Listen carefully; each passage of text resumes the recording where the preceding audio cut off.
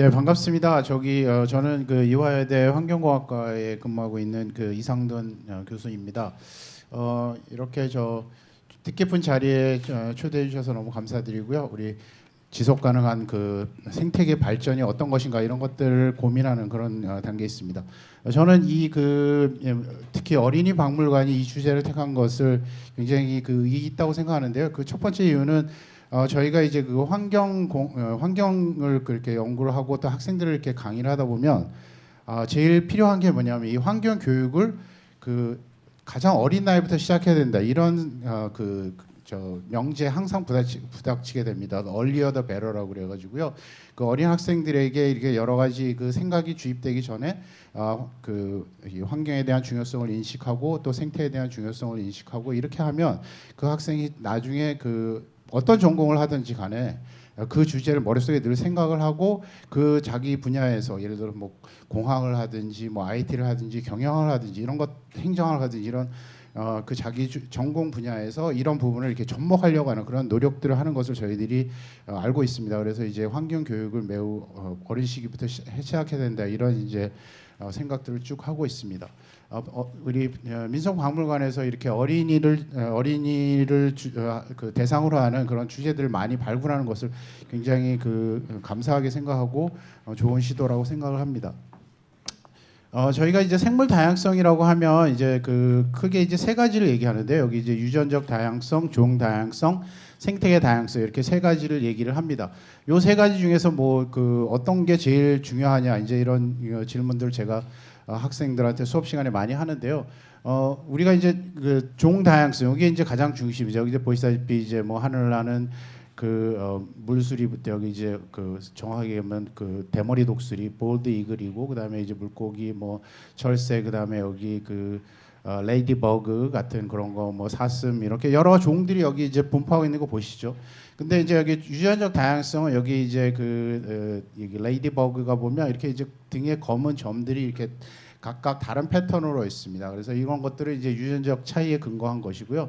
그다음에 이제 여기 생태계 다양성은 여기 이제 물이 있고 그다음에 여기 산림이 있고 그다음에 여기 습지가 있고 그다음에 뭐 여기 초원이 있고 이런 것들을 이제 통틀어 하는데 요 세 가지 중에 제일 중요한 거는 이제 제가 만약에 여기 우리 어디언스들이 학생이나 우리 어린이면 제가 이제 질문을 하겠는데 그냥 이제 제가 쑥스러우니까 그냥 제가 묻고 제가 대답하겠습니다. 세 개 중에 어느 게 제일 중요하죠? 당연히 답은 생태계 다양성입니다. 왜냐하면 우리가 생태계라는 것은 집을 의미하는데 그런 집을 우리가 다양하게 만들어 놓으면 거기 있는 많은 종들이 서식할 수 있고 또 그것의 유전적 다양성도 같이 갖고 있을 수 있기 때문입니다. 그 뒤에 이제 나중에 이제 보호 지역에 대해서 잠깐 또 설명하도록 그렇게 하겠습니다. 이거는 이제 제가 우리 보전 생물학이라고 하는 책에서 있는 그림이죠. 사진인데요. 이 두 분은 저하고 개인적인 인연이 있어가지고 제가 여기 지금 소개하려고 합니다. 왼쪽에 있는 리비 엘리자베스 얼우드라고 하는 여자 박사님은 보스턴 대학에서 이제 식물 생태를 전공을 하셨고 그다음에 이제 지금은 미국 LA의 자연사박물관에서 근무하고 계시는데 마찬가지로 이제 기후 변화를 연구합니다. 저랑 공동으로 이제 뒤에 나오는 이제 제비 논문도 같이 쓰고 했었습니다. 이제 식물 학자들은 우리가 이제 보통 이제 식물 표본을 채집을 하면 이런 방법으로 한다는 걸 제가 보여주기 위해서 이 사진을 가져왔는데 여기 지금 보시면 굉장히 식물 이렇게 이제 우리가 가위를 이렇게 잘라가지고 이제 여기다 이렇게 이제 표본으로 이렇게 이제 말리는 건데요. 여기 보면 이제 신문지가 지금 요새 여러분들 종이 신문지 잘 안 보시죠? 신문지 진짜 유용한 거는 이렇게 식물 표본을 할 때 이렇게 이제 수분을 흡수할 수 있는 그러한 걸로는 아주 최고의 용도를 갖고 있습니다. 그래서 이제 신문지를 해가지고 여기 우드박 프레스에다 이렇게 붙여가지고 여기 전정 가위가 보이네요. 그래서 여기 이제 식물이 이제 꽃핀 그런 개화식이라든지 열매라든지 꽃 이런 부분을 이제 보존을 해가지고 이제 박물관에 스토어하는 거 박물관에 놔두는 거고요. 오른쪽에 있는 이분은 이제 하버드 대학의 자연사박물관에서 근무하시는 스캇 에드워드라고 하는 분인데 아까 우리 사회자님께서 제가 이제 워싱턴 대학에서 박사학위를 받으셨다고 했는데 그때 제가 이제 포유동물학 매멀로지 이제 TA를 한 적이 있는데 그때 이제 여기에 워싱턴 대학에서 자연사 박물관장을 하시다가 보시다시피 이제 죄송한 얘기지만 흑인이시잖아요. 근데 우리 생태학 분야에서는 이렇게 마이너리티, 그러니까 에이시안이라든지 그 애프로 아메리칸이 되게 드뭅니다. 그래서 이제 마이너리티들에게 좋은 기회가 생겨가지고 이 하버드 자연사박물관에서 이분을 스카웃을 하셨어요. 그래가지고 워싱턴 대학에서 이제 하버드 대학으로 이제 옮기셨는데 저랑 이제 개인적으로 식사할 때 이제 저랑 얘기를 해보면 굉장히 아주 젠틀하시고 아주 훌륭하신 분입니다. 여기 이제 동물 특히 이제 여러분 볼티모 오리올이라고 옛날에 우리 김현수 야구 선수 LG 김현수 야구 선수가 잠시 뛰었던 볼티모 지역의 그 야구팀인데 볼티모 오리올이라고 하는 이름을 갖고 있는데 이게 바로 그 오리올입니다. 그래서 이제 이렇게 동물은 표본을 할 때 이렇게 이제 다 하늘을 보게 이렇게 박제를 해가지고 이렇게 전시를 하는데요. 이 박제 동물의 의미는 나중에 이제 뭐 지역적 변이라든지 그 다음에 유전적 다양성 이런 걸 이제 연구하기 위해서 이렇게 이제 보관을 하는 그 사진입니다. 우리가 이제 생물 다양성 할 때 이제 아까 많은 분들이 이제 종 다양성이 중요하고 종 다양성이 우선돼야 할 거라는 그런 얘기를 할 때 제가 이것도 이제 학생들한테 하는 얘기인데 우리 이제 생태학자의 중요한 의무 중에 하나가 그 종을 동정하는 겁니다. 그래서 이제 우리 김춘수 시인의 꽃이라고 하는 시 여러분들 좋아하시고 잘 아시는 시인데요. 내가 그의 이름을 불러주기 전에는 그는 다만 하나의 몸짓에 지나지 않았다. 내가 그의 이름을 불러 여기 이름이라는 걸 이렇게 코테이션을 했죠. 불러줬을 때 그는 나에게로 와서 꽃이 되었다. 우리가 이제 그 모든 지구상에 많은 생물들이 있는데 이 생물들이 실제로 아직 명명되지 않은 상태로 지금 지내고 있습니다. 그래서 이 생물들에게서 가장 행복한 시간은 어떤 분류학자가 자기를 발견을 해주고 거기에 대해 이름을 지어주면 가장 행복한 시간이다. 이제 그런 어떤 시인의 감성과 저의 감성이 저의 생각이 이렇게 동일해서 제가 이 시를 여러분들에게 잠깐 소개를 했습니다. 이게 이제 먹이 피라미드인데 이제 저는 학생들에게 이 먹이 사슬에 대해서 이제 생물 피라미드를 많이 소개를 받는데 이 생물 피라미드가 갖는 의미가 상당히 큽니다. 이제 일단 요 생물 피라미드가 요거지 않습니까? 근데 요거를 이제 그리는 방법이 크게 세 가지인데요. 하나는 이게 이제 에너지. 그래서 이게 모든 광합성을 하는 식물들은 제일 아래가 있는데 그 아래의 에너지를 전체 합치면 약간 뭐 이게 10만 그러니까 만 킬로 칼로리고요. 그 다음에 이제 지역에 그 다음에 개체수도 이렇게 표시할 수 있습니다. 그래서 이게 이제 식물 1차 생산자, 그다음에 1차 소비자, 2차 소비자, 3차 소비자 이렇게 해서 우리 사람이 이제 제일 위에 있는 3차 소비자인데요. 이게 이제 하나의 생물 피라미드를 이렇게 올라갈 때마다 에너지도 10분의 1씩 줄어들고요. 여기 그다음에 이제 개체수도 여기에 상응하게 줄어들고 이렇게 해서 에너지도 이렇게 먹이 피라미드를 그릴 수가 있고 개체수도 이렇게 그릴 수가 있고 그다음에 이제 생물량 이거 생물량이라고 하는 것은 이제 모든 생물을 무게로 달았을 때 이제 갖는 영어로 이제 바이오매스라고 하는데 이것도 이렇게 먹이 피라미드를 그릴 수 있다는 그런 차원에서 제가 보여드렸고요. 사실 여기 이제 조금 더 길게 설명하면 여기 이제 연력학 제1 법칙과 제2 법칙이 여기 이제 들어가 있는데요. 연력학 제1 법칙은 이제 우리가 에너지 보존 법칙이라고 그래가지고 여기 총 생산된 총 에너지의 양은 이렇게 이게 이제 단계로 올라갈 때마다 열로 이렇게 빠지거든요. 그래서 우리가 쓸 수 있는 에너지는 실제로 처음에 광합성을 하는 에너지의 약 1000분의 1밖에 사용하지 못하지만 이 총량은 그대로 유지된다. 이런 걸 이제 연력학 제1 법칙이라고 하고 요게 이제 그림 안에 있고요. 연력학 제2 법칙은 이제 우리가 엔트로피의 법칙이라고 그러는데 무질서도가 이렇게 이제 하나씩 올라가면서 이렇게 증가한다. 이제 이런 의미가 되겠습니다. 아까 생물 다양성 얘기했는데 유전적 다양성, 종 다양성, 생태계 다양성. 그래서 여기 유전적 다양성, 종 다양성, 이제 생태계 다양성으로 이제 하이라키 그러니까 저희가 이제 얘기하면 범위가 이게 늘어나게 되고 이제 반대로 이게 범위가 이제 줄어드는 것을 보여줍니다. 여러분들은 우주에 여러 가지 행성이 있는데 이 지구가 굉장히 아름다운 행성이라고 다들 동의를 하시죠. 그 이유가 뭐냐 하면 지구에는 생명체의 다양성을 갖고 있기 때문에 그렇습니다. 우리가 생각하는 뭐 다른 행성, 예를 들어서 뭐 화성이라든지 달이라든지 뭐 여러 가지 행성을 생각할 때 거기가 아직도 이렇게 약간 좀 우리에게 싹 다가오지 않는 이유는 아직 생물체를 발견하지 못했기 때문이다. 그렇게 얘기하는 것이 많은 우리 생태학자들 생각이고 그게 이제 유네스코 지구 헌장에 수록되어 있는 말이 되겠습니다.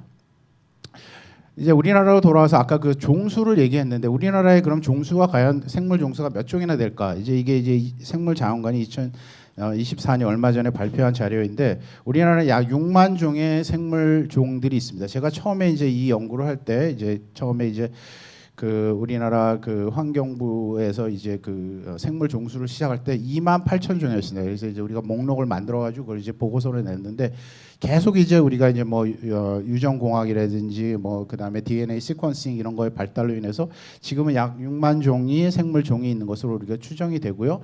하지만 그 이것도 약간 그 과소하게 지금 평가된 겁니다. 그래서 우리나라의 추정 생물종은 최대한 10만 종 정도로 그렇게 이제 생각이 되고 있습니다. 그래서 어쨌든 간에 결론적으로 매년 이게 생물 종수가 증가하고 있다는 그런 사실을 알 수가 있고요.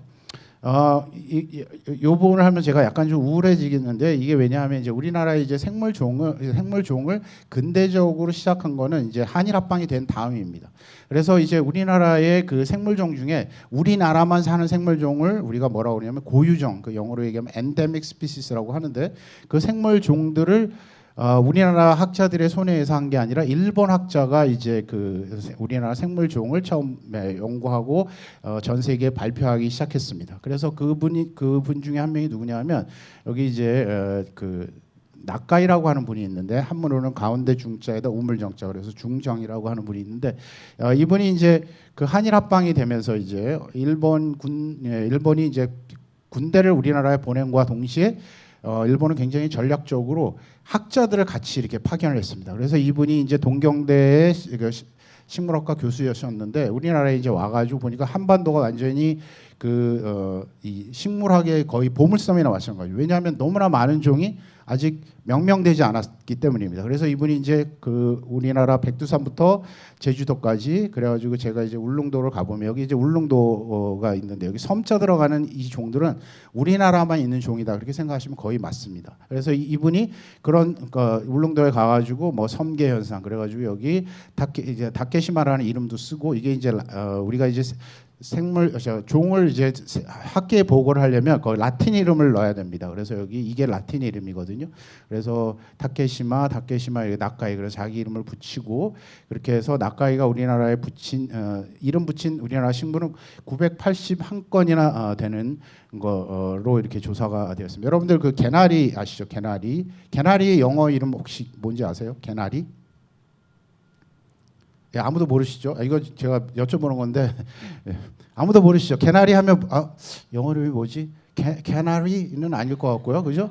그래서 개나리의 영어 이름은 폴시티아입니다. 폴시티아. 근데 폴시티아 학명이 뭐냐면 폴시티아 코라이엔시스 낙가입니다. 여러분 우리나라 그렇게 흔한 개나리가 일본 사람이 낙가이가 처음 발견해서 자기 이름 붙였다는 거 너무 아이러니하지 않습니까? 그래서 그런 이 생물 종의 어떤 주권 이런 거를 굉장히 지금 강조하는 시기고요. 이 사진이 이제 그 금강초롱이라고 너무 굉장히 이쁘죠. 그래서 금강초롱인데 이 식물도 학명은 뭐라고 하냐면 하나부사야 아시아티카라고 이렇게 이름을 붙였습니다. 여기 하나부사야는 혹시 역사 그에 관심 있으신 분은 아시겠지만 조선의 그 총독으로 오신 분이 하나부사야라고 하는 분이잖아요. 그래서 이 낙가이가 그분을 이제 언어하기 위해서 그 이름을 붙였고요.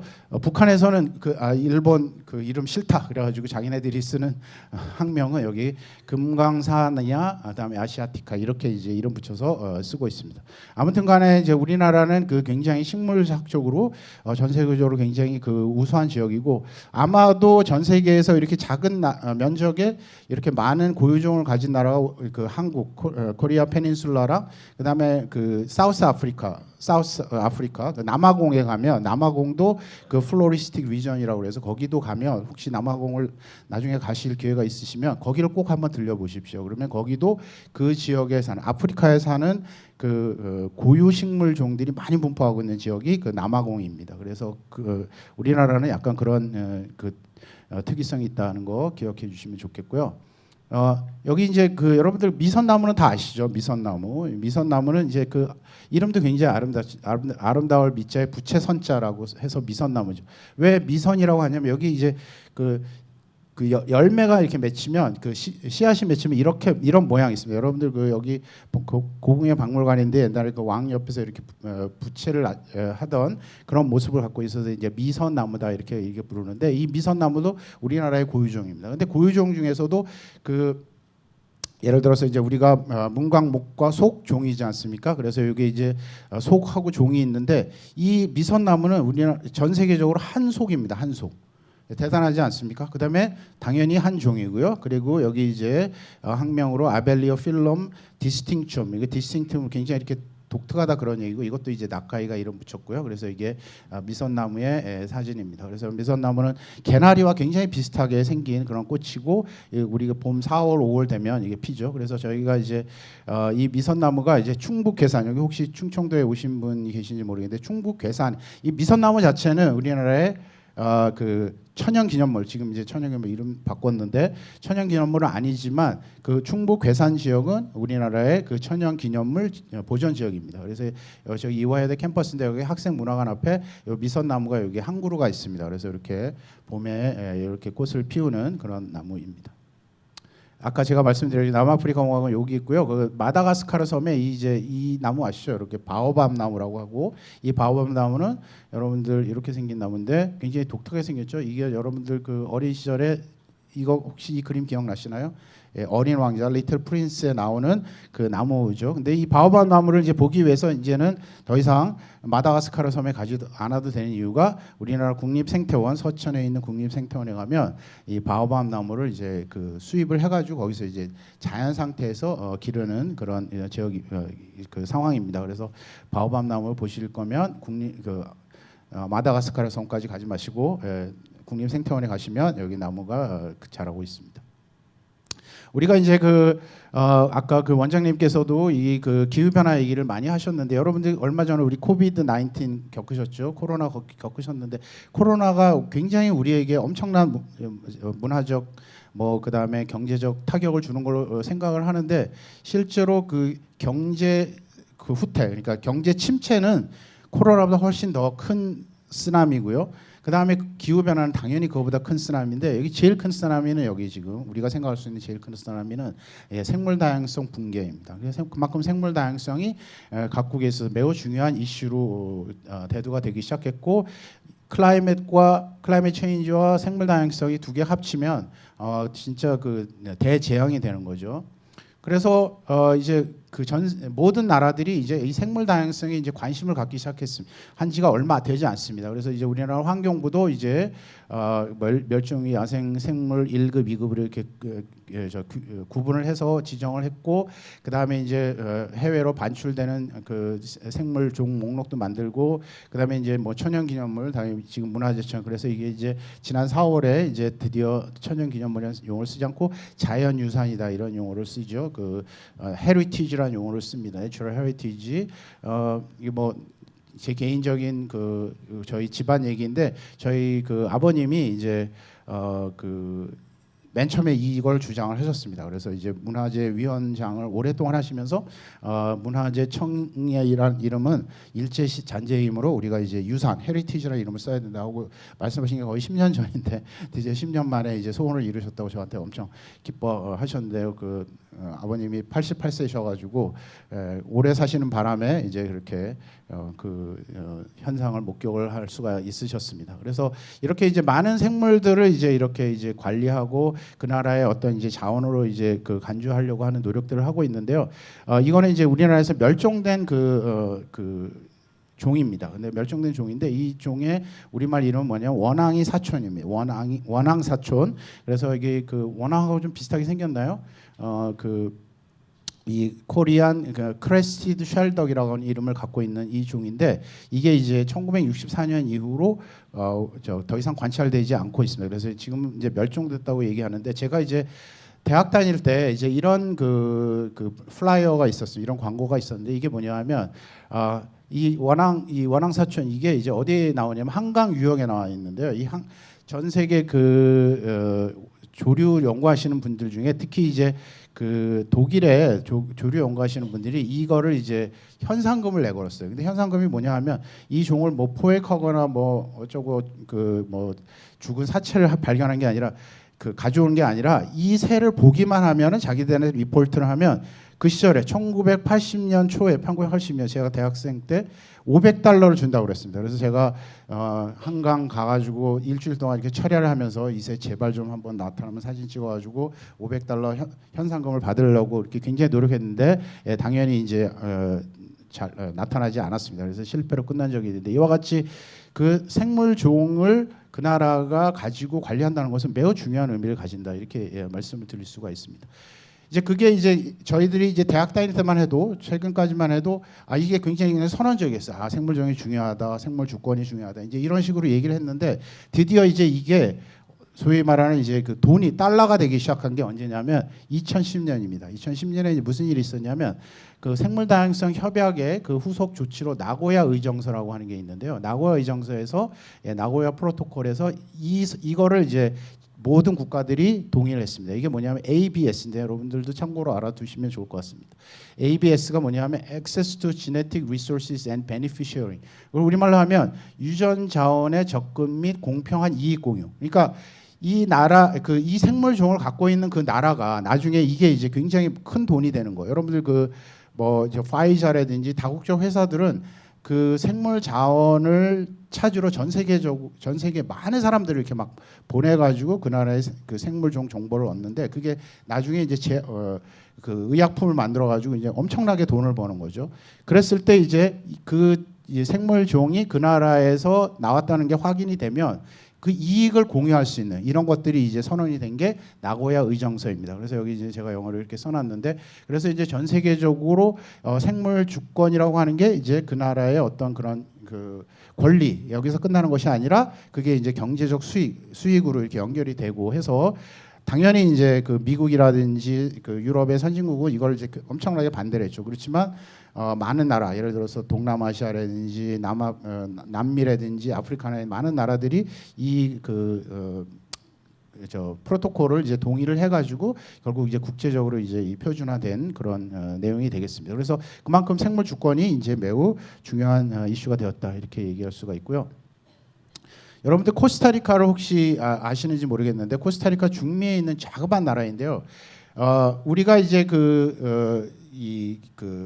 국가의 그 어떤 그 경제 순위를 랭킹을 매길 때 국가의 그 부를 가지고 이제 순위를 매기면 당연히 뭐 미국이 1등 뭐 그다음에 뭐 중국이 지금 2등에서 뭐 어쩌고저쩌고 그다음에 독일 뭐 일본 이런 식으로 이렇게 쭉 내려가지고 그걸 이제 경제적 우선순위인데 이걸 우리가 이제 자연 자본을 만약에 이런 식으로 국가의 그 내셔널 GNP로 이렇게 환산을 하게 되면 많은 나라들이 코스타리카가 세계에서 1등을 할 거라 이렇게 얘기를 합니다. 왜냐하면 이 나라는 자기 국가의 한 35%의 40%가 보호 지역입니다. 그래서 제가 코스타리카 옛날에 산호세에서 우리 국제 람사르 협약 당사국 총회를 갔는데 한 30분만 도심에서 벗어나면 거기 어떤 정글 투어를 할 수 있고 생물 다양성을 볼 수 있는 그런 보호 지역을 마련할 수가 있습니다.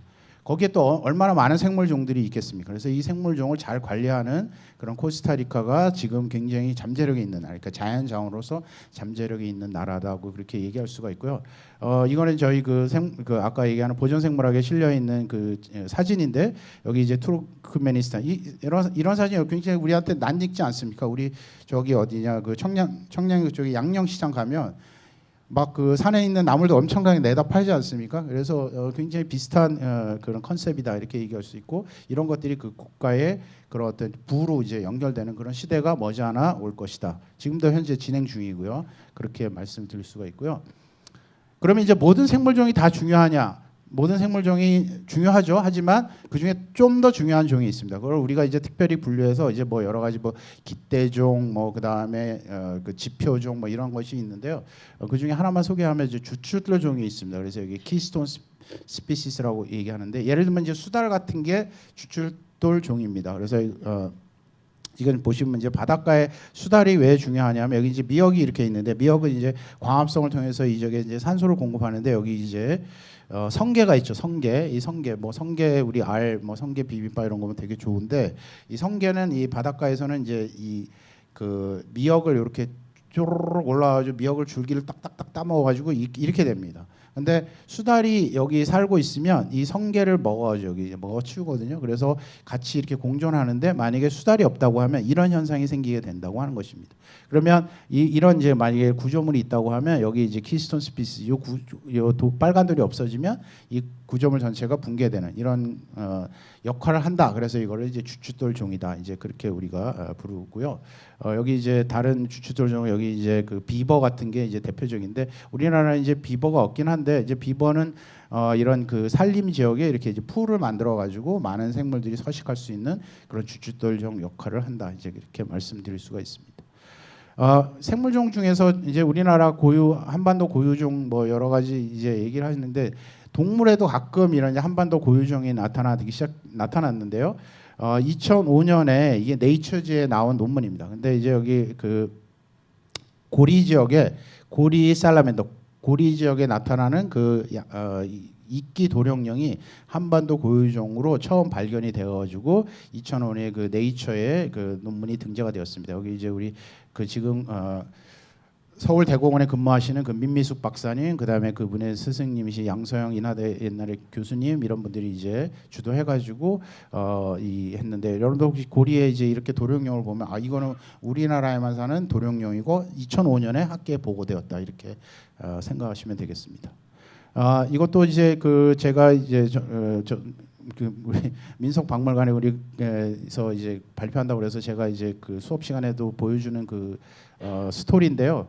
이게 이제 황금개구리입니다. 그러니까 코리안 골든 프로그라고 하는 우리가 이제 금개구리인데요.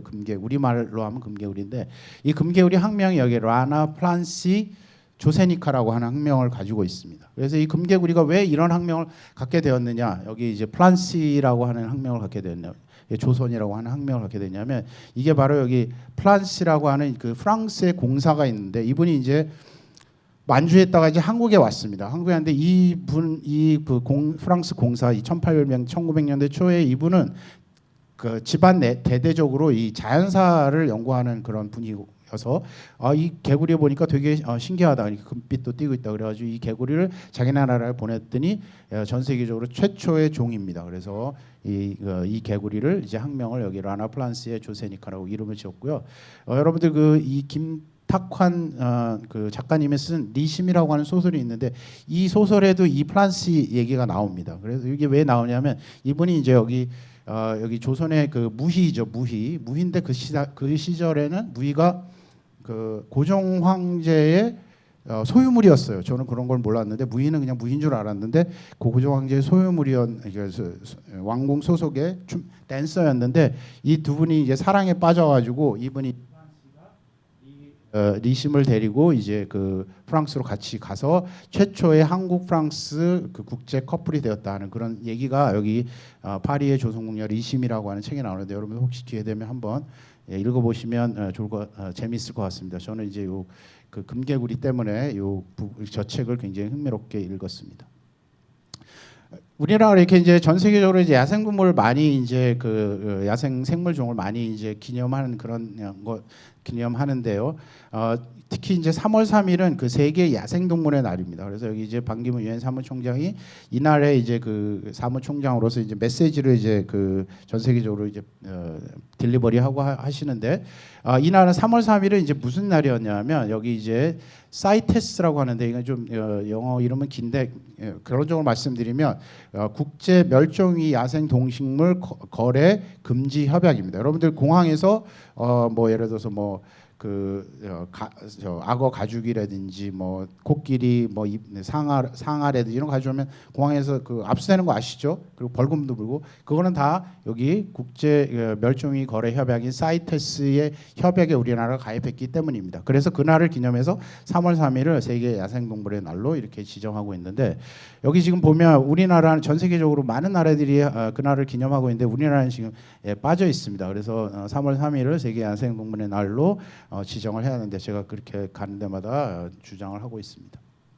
그렇지만 뭐 우리나라가 생물 다양성에 대해서 전혀 이렇게 손을 놓고 있느냐 그건 아니고요. 5월 22일은 지난 5월 22일은 생물 다양성의 날입니다. 이 생물 다양성의 날은 그 영어로 그 CBD라고 그러는데 그 1992년 브라질의 리우 회담에서 그 생물 다양성 협약을 맺었는데 그날을 기념해서 5월 22일을 생물 다양성의 날로 우리나라에서는 기념하고 있다 이렇게 말씀드릴 수가 있습니다.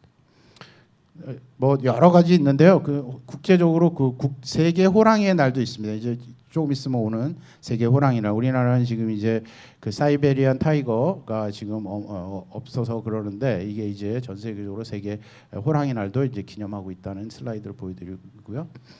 자, 그러면 이제 이런 생물종을 보호하는데 아까 제가 이제 그 서식지가 매우 중요하다 그렇게 얘기했는데. 예, 그래서 이제 보호 지역이 있는데 여기 이제 그 보호 지역을 시작한 나라 보호 지역의 제일 큰 지역은 그 아주 전 세계로 유명한 것은 당연히 국립공원이죠. 그래서 국립공원은 미국에서 이제 1872년에 여기 이제 옐로스톤이라고 하는 지역에서 이제 시작이 됐고요. 그다음에 이제 우리나라 북한산 국립공원은 이제 저희가 이제 그 외국의 비지터들이 오면 제가 이제 방문하는 지역인데 우리나라 1호 국립공원은 어딘지 아시죠? 예.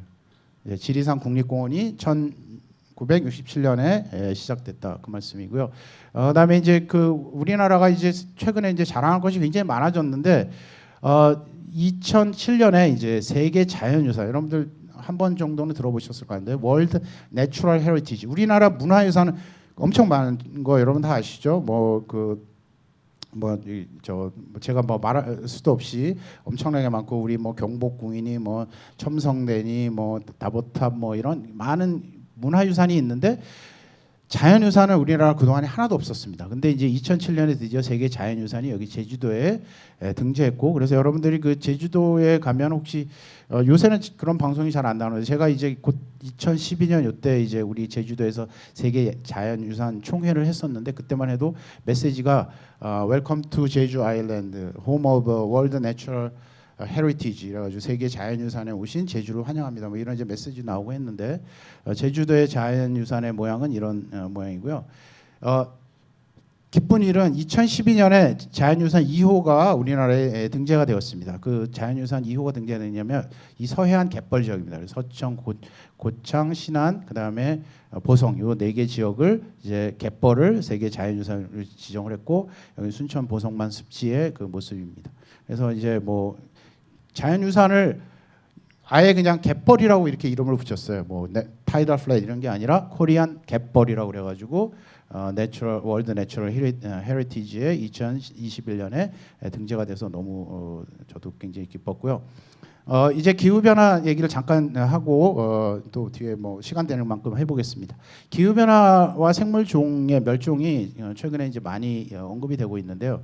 이게 이제 황금 개구리인데 영어로는 이제 그 골든 타드라고 하는데 여기 이제 코스타리카 여기도 이제 코스타리카인데요. 이게 1964년에 이렇게 많은 애들이 눈에 띄는 애들이 1964년에 처음 발견이 됐습니다. 너무 신기하지 않습니까? 그런데 이제 단 한 20년 살다가 이제 사라졌습니다. 사라진 이유가 뭐냐면 여기 이제 그 파나마 황금 개구리들이 여기 이제 산 위에 이제 몬테베르데라고 하는 것은 푸른 마운틴이라고 하는 그 스페니쉬만 아니겠어요? 그래서 산 위에 이렇게 이제 고산 습지에 이렇게 살고 있었는데요. 이게 기후 변화로 인해서 이제 구름이 이제 더 위로 이렇게 올라가게 됐습니다. 이제 그 기온이 상승되면서 그래서 이제 산 위로 갔더니 이 그 산 위에 고산 습지가 다 없어졌습니다. 그래서 이 종이 불과 20년 후에 20년 동안 우리 발견되고 20년 후에 멸종되었다 하는 그런 사례이고요. 그 기후 변화 얘기는 뭐 CO2 얘기는 이제 뒤에 하실 것 같아서 제가 그냥 넘어가도록 하겠습니다. 네. 그래서 이거 지구 온난화 기체가 CO2뿐만 아니라 메탄하고 N2O 그 일산화질소 이 두 개인데 일산화질소는 이제 지금 같은 여름에 오존을 일으키는 그 물질입니다. 그래서 오존 여러분들 그 오존이 왜 일어나느냐 하면 이제 35도 이상이 되면 이 일산화질소가 여기 이 O가 있지 않습니까? 이게 떨어져 나와가지고 산소랑 결합을 해가지고 오존 경보가 이 일산화질소. 이거는 이제 주로 화석 연료, 그러니까 우리가 지금 자동차 연료라든지 이런 거에 기인한다 이렇게 기억하시면 되겠고요.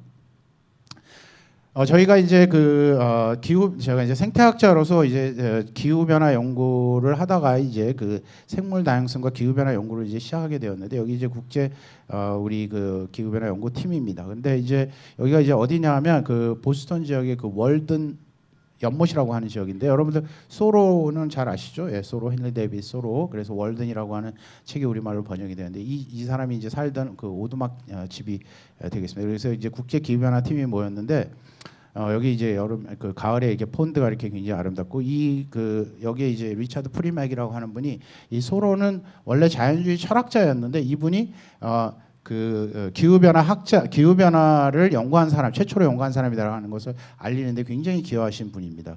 그래서 이 책을 이제 월드 워밍이라고 하는 책을 이렇게 발간했는데, 이분이 이제 쓴 논문이 이제 이건데요.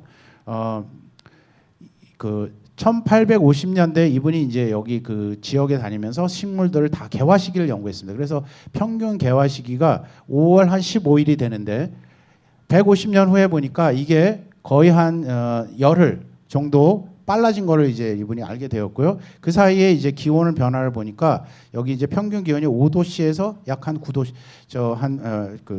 8도씨, 8.5도씨, 한 2.5도의 평균 기온 상승이 있었습니다. 그러니까 기온의 상승과 식물의 개화 시기는 매우 밀접한 관계를 갖고 있다 하는 것을 이분이 이제 처음 알게 되었고요.